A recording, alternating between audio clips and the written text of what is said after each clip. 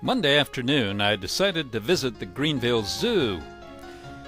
Paris Mountain State Park is only about 6 miles from the center of downtown Greenville, so it's just a skip and a jump, so to speak. Maybe less than 6 miles. I arrived about 2 or 3 p.m.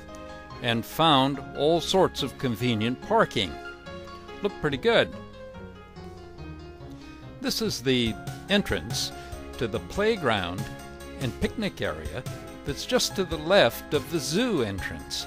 I didn't go in to take photos since there were quite a few people already in the area, but it has quite a bit of sophisticated equipment and looks convenient for families visiting the zoo, especially those with small children.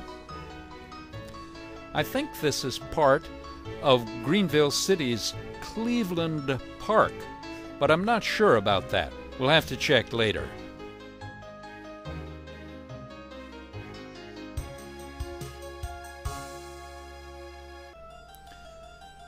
Enter the gate, pay your entrance fee, and then walk up the moderate slope past the globe and look to your right. Here you'll see the elephants. Every zoo seems to have an elephant exhibit. These two specimens look healthy and content. I don't know if they really are or not, but there they are, and the children love them. I was pleased to see a wide variety of turtles or tortoises here at the Greenville Zoo, and that makes sense since turtles are thick on the ground here in South Carolina, with many different varieties.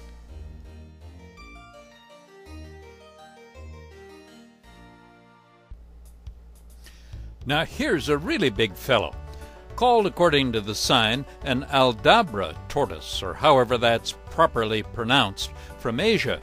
In fact, there were 3 of them here. The biggest one was blocking the door, so this one and another one in the back couldn't get out. Magnificent creatures.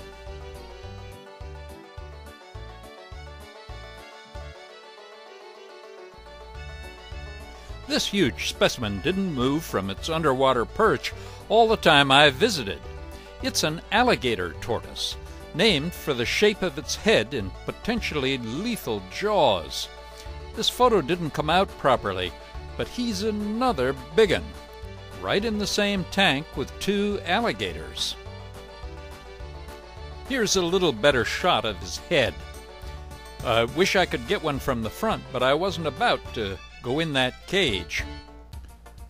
Not with these 2 sentries standing guard over at the back of the pool.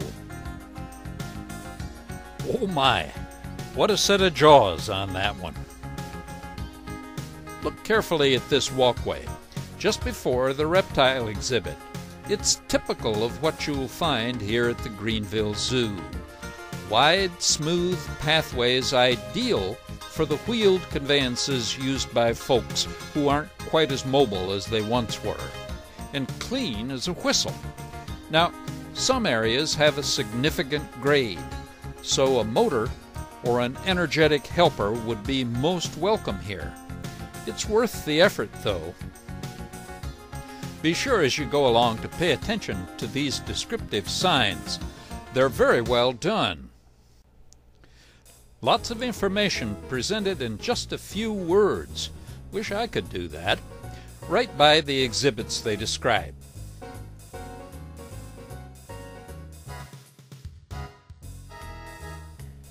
Here we are in the reptile house. Lots of snakes. Another popular exhibit. Though I wouldn't want to come across any of these fellows in the wild. Well, maybe this one. It's a harmless corn snake. State parks often have 1 or 2 around in their displays, though I've never come across one in the wild. In fact, you rarely see snakes in state parks. Now, this is a rare party indeed. I've never seen one like it, and don't recall now what it's called. Should have paid better attention.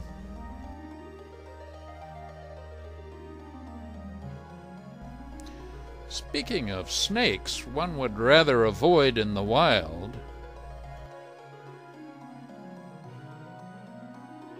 Well, I'm sure they feel the same way. This is a big rattler. Oh my.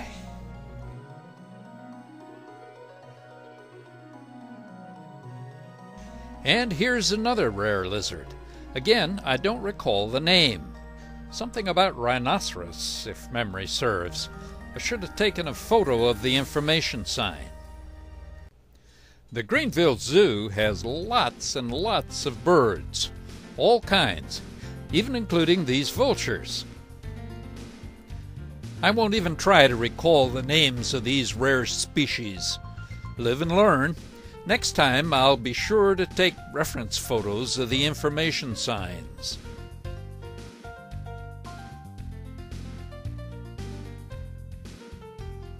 Now this one I do recall.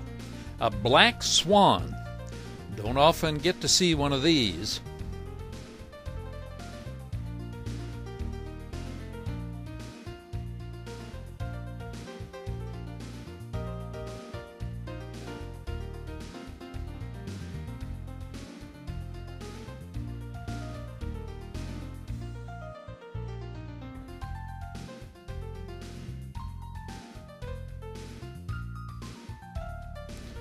This fellow doesn't show up very well in this photo, but he's a great horned owl. I've had the privilege of seeing only one of them in the wild, and will never forget it. And, of course, some flamingos. Pink here. Really beautiful birds. Oh, and lest we forget, the Greenville Zoo also has a nice concession stand, offering drinks, hot dogs, and such, as well as gift items. I'm no expert in this area either, but the prices here seem to be about normal for this sort of facility. Oh, and toward the end of the zoo's meandering path, you can see a few typical farm animals. Well, I don't know how typical they really are, but they're interesting nonetheless. These goats remind me of our recent visit to the Twin Creek Goat Dairy Farm in Anderson, South Carolina. And look at this, a pot-bellied pig. I hear they've become popular as domestic pets. So there you have it, the Greenville Zoo. A wonderful place to visit while you're in the area, especially if you have children or grandchildren. But a great afternoon for anyone, really. So come and enjoy.